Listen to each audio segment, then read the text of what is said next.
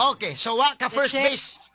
Wa ka first base mahigala duha ka impeachment complaints batok ni BBM. Giunsa nila mahigala pagtatarya sa House Committee on Justice. Instead mahigala nga ang gikinahanglan ra pag-determine sa sufficient in substance ba ang recital of facts lang. Ha? Recital of facts nga mo'y mag-constitute sa offense. Ay ilang gipangita mahigala mga ebidensya naman ana mo ni mo na. So gideclare mga kagalaan nga insufficient in substance. So dismiss mga higala ang kaso ni BBM. So kay dismiss man, ayahay na. Nindot ng pagkatog ni BBM, so mahigala sa usa ka tuig.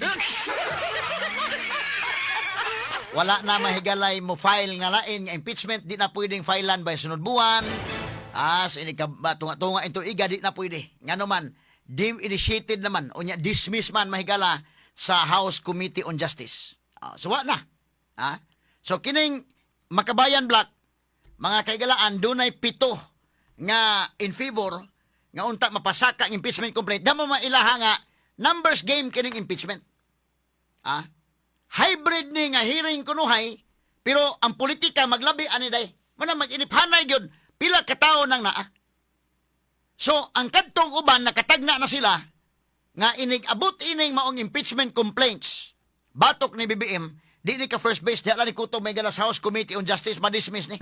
Straight to the point. Nga naman, daghan man, hapit man tanan alay. Ni BBM nang naa diha mahigala. Kinsa naman dili alay ni BBM diha. Kanarang Makabayan Black.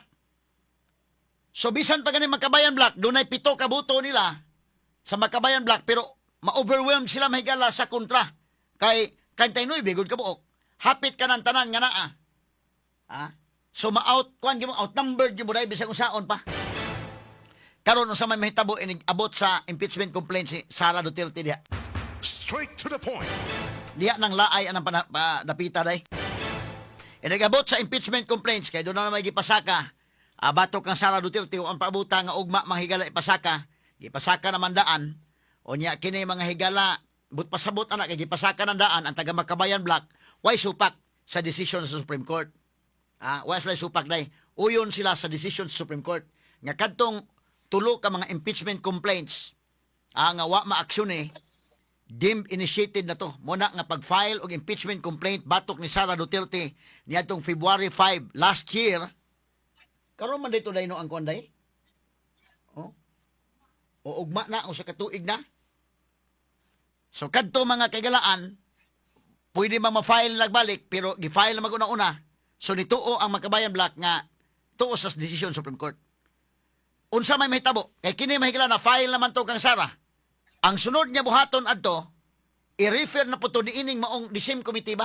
Nining maong committee ba? Sila gyapon mo discuss. So mabantayan ninyo, giunsa nila pag-discuss ang impeachment case batok ni BBM ug atong bantayan unsaon nila pag-discuss ang impeachment case batok ni Sara.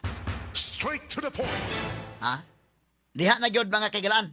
Kay once sufficient informed, ay gipa-trilling man gamay at sa kang BBM mahigala na sufficient informant.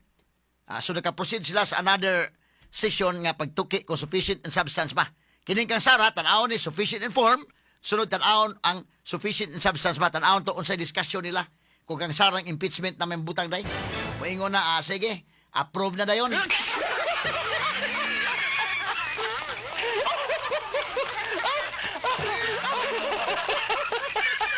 Na tanawa ha, approve. Ang kang BBM wa na. Ang kang Sara mga higala inig-abot House Committee on Justice, the same people ang mag-discuss. Si Jervil Luistro may higala mo oy maugyapon makagala ay mo preside ana plus ang Makabayan Black. Imo nang more or less matag-an ni mong daan. Imo nang mabana-bana daan nga kung doon na mga higalay hunghong sa Malacanang, sigurado mahigala nga malahos ni plenary ang impeachment case batok ni Sara Duterte. Straight to the point. Ang kang BBM higalawa na. So kining sunod nga tik-apon na pod mga higala. Paminaw ko mga next week siguro ni day. Batayanan tani mga next week mga sugid tig paminaw. Ang sunod mga higala nga tik-apon sa House Committee on Justice kining impeachment complaint batok mahigala ni Sara Duterte. Unsaon nila na. Now, pag tan-aw sufficient informed, sufficient in substance, ipasa na kadto sa plenary. Inig-abot sa plenary mahigala ngadto na butuhan og makakuha mahigala sakto nga butos plenary ma-forward na ngadto sa Senate unsay mahitabo doon na impeachment trial batok ni Sara Duterte. Straight to the point. Batayanan tani. Unsay gawaan ni mga sukid tigpaminaw, no? Kay nagkalusot man Sara last year. Kadto mahigala ang impeachment last year nalutsan man to. Kay labi na nga ang Supreme Court niingon mahigala nga dili to maong procedure. So karon ang House Committee mahigala, ang lower house nga dunay exclusive power to initiate impeachment, ilang usbo na ilang mga rules in line mga kaigalaan sa decision sa Supreme Court. Ha? So mo na ilang tan-awon mga sukid tigpaminaw. Ha? So inig-abutan ng panahon na awda malingaw ta inig tan-aw mga kaigalaan. Ha? Impeachment ning kang Sara duha ni ka impeachment complaints basin og kining duha lusot ni. Kay og imong tan-awon himadlan nimo daan mga higala kadtong maong committee ba ha? The same committee, the same composition ang mo take up sa impeachment case ni Sara Duterte.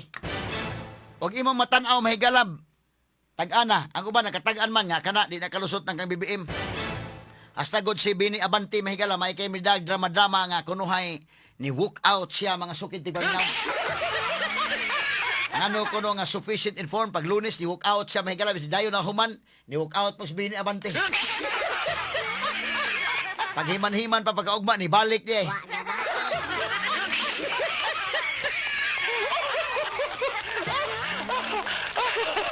So kalusot ang kang BBM ang kang Sara ini maoy molusot. Nining kalakiha mga sukid tigpaminaw ato ning bantayan kining mao mga dugang panghitabo mga sukid tigpaminaw ang kini ang impeachment case mga higala batok ni Sara Duterte mga kaigalaan. Straight to the Na ato point. tagag pagtagad may ganaton dugang hisgutanan robutaga kay kining impeachment mga kaigalaan BBM mo magikalusot. Ang kining kang Sara mo oy kadudahan yun nga padung ni lusot mga kaigalaan kay kita kas composition sa House Committee on Justice pulos man to mga higala mga kaalyado sa administrasyon. So kung mulusot ng impeachment case ni Sara doon ay hearing mahitabo sa Senate. Nya pagabot sa Senate didto na mahigala ang kumbate kung maabsulto ba siya or makonbikto. O maabsulto Sara, di makapadayon siya isip vice presidente. O maabsulto o kana kung maabsulto siya, ma-acquitted siya.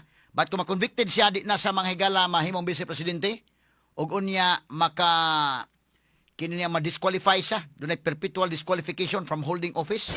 Di na sa kadagan pagka-presidente. Doon na paglaom si John Vic Remulla anang kalakiha. Doon na may plano John Vic nga mudagan pagka-presidente. Buhan ko matangtang Sara, wa na apili na kadagan, murag na chance John Vic. Ha?